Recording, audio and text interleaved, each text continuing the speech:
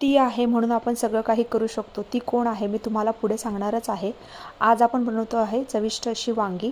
त्यासाठी असं खोबरं घेतलेलं आहे, थोडं जिरं, लसूण, कोथिंबीर छान मिक्सरला वाटून घेतलं.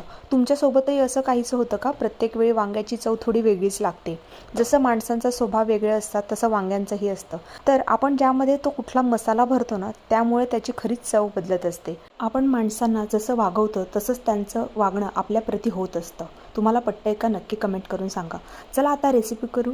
तयार केलेल्या वाटणामध्ये लाल तिखट, मीठ, दाण्याचा कूट घालून छान असं एकजीव करून घेतलं आणि स्वच्छ धुतलेल्या वांग्यांमध्ये एक एक करून छान घट्ट असं भरून घेतलेलं आहे. आता मी तुम्हाला सांगते ती कोण आहे, जिच्यामुळे हे सगळं शक्य होतं. ती म्हणजे आई, आजी, सासू, पत्नी, बहीण आणि मुलगीही.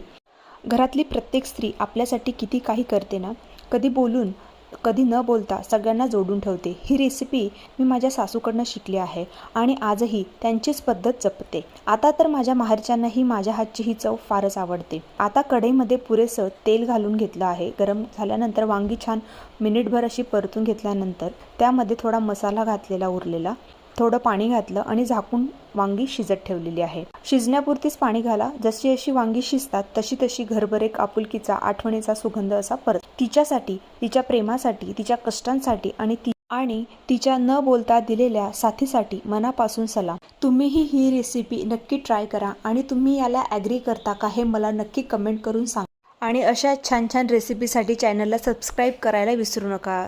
थँक्यू.